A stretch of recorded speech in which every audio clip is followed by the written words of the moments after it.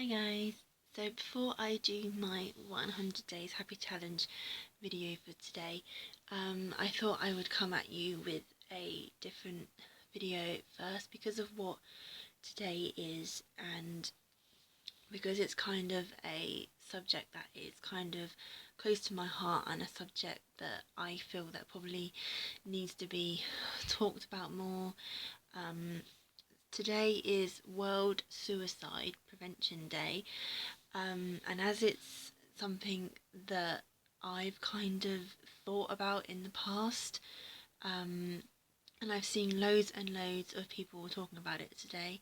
I mean, it can link to anything really, and it's a really scary statistic that every 48 seconds someone actually kills themselves. And I apologise now if I get a bit emotional doing this video, but I wanted to do this video because, you know, it's really close to my heart. Like, it can relate to mental health issues, it can relate to someone in your family dying, or it can just literally relate to anything. But more often than not, it's probably down to mental health. And I've struggled with mental health for about 4 years, and there were times, I'm gonna admit, that I wanted to end everything. I do remember one time,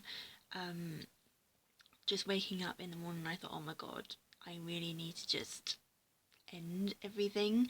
I don't even know why that thought came into my head, but it was just something that came into my mind. It was just, I couldn't think of anything else to do about it. And I just wanted to take the pain away, and I didn't want to suffer from what I was suffering from anymore. And I remember telling my friend at the time, and I texted it to her, and it totally freaked her out, and she stopped being my friend that day. Thinking about that now, it was probably the best thing I did, because she wasn't a true friend in the end. But at the time, it really stung, and it didn't make anything better. It made it worse, and it made it a lot harder for me to get through what I was going through, because I didn't have a best friend to lean on at the time, because she'd left and she didn't want anything more to do with me because of it. I just felt even more alone with it, and I just felt I had no one to talk to, really. I felt like nobody understood what I was going through, and I did think so many times, I want to end it, I want to end it.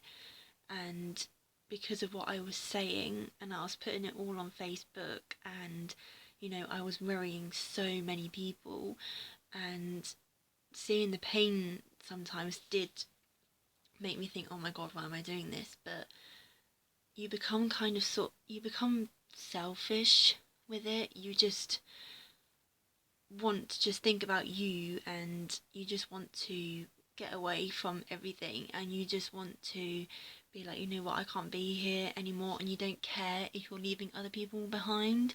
That is what your headspace is at the time. You just don't want to know anybody else. You just want to be on your own, and you don't care about anybody else.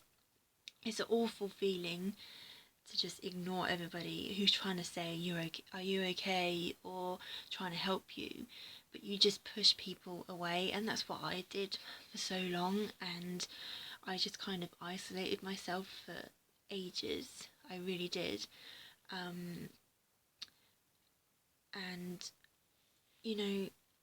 and then I became really close to another friend, and she did help me sort of see the light a little bit. She was amazing because she had sort of problems of her own, and we kind of reflected it off each other. And yeah, she was amazing. I mean, even though I'm not friends with her now, because of stuff that she did to me.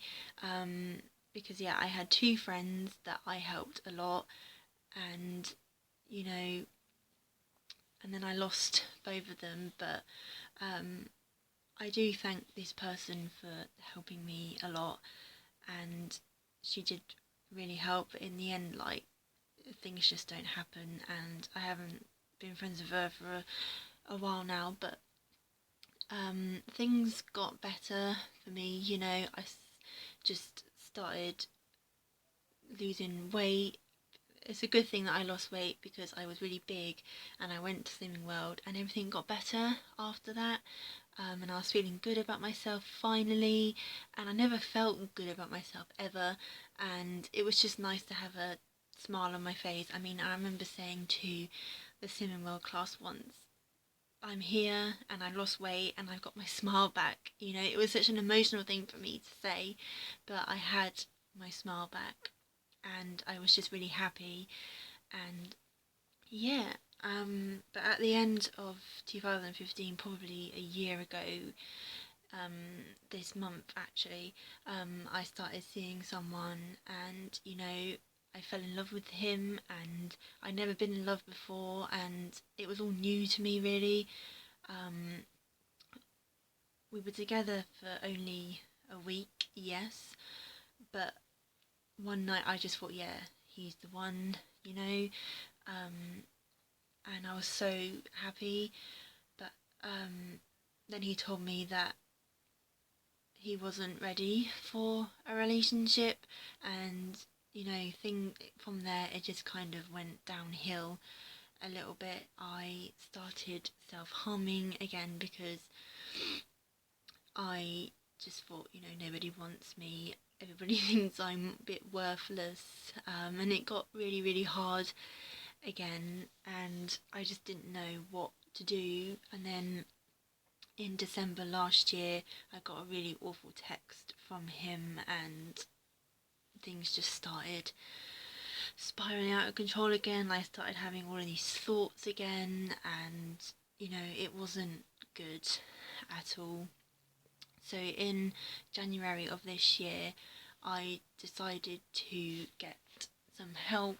I checked myself into to get some therapy, and honestly, it was probably the bravest thing I've ever had to do, and the scariest thing I've ever had to do, to tell a strange person all about my problems and what I was going through, and telling them that I was self-harming. And but it was the best thing that I ever did.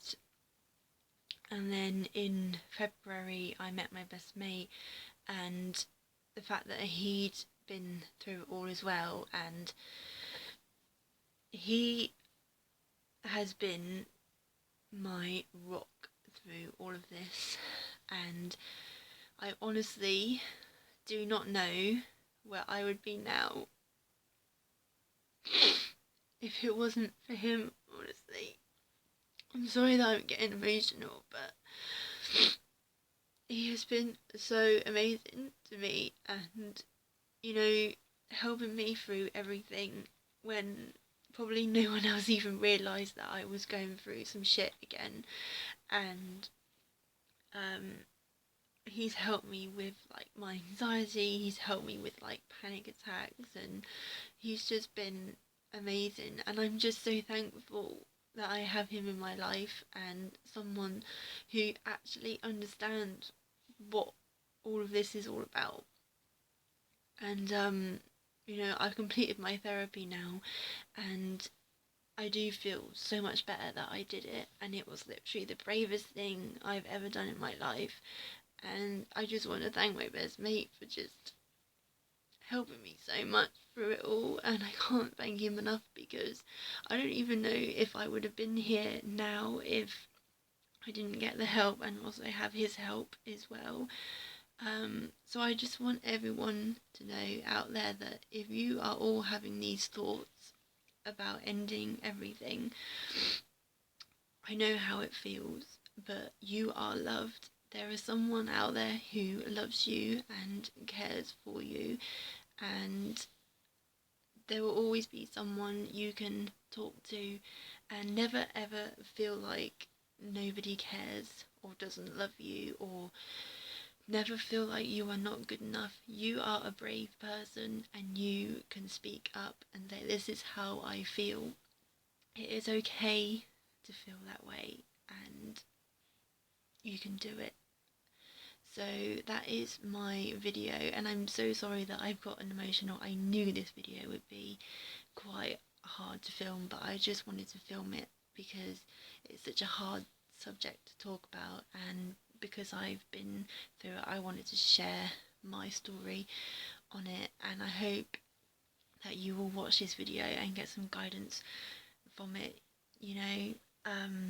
But yeah, all the people that have helped me through the way, and all the people who have been with me from the start with this and seen me change and everything, and I want to thank all those people, and you know, I love you all so much.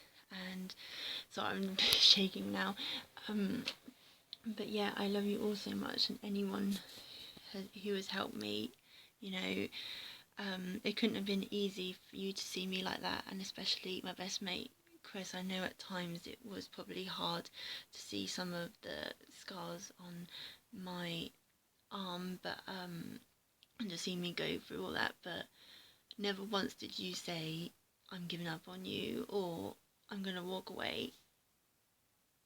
So thank you so much. I love you.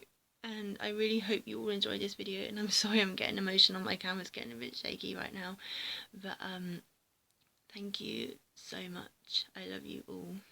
Bye guys.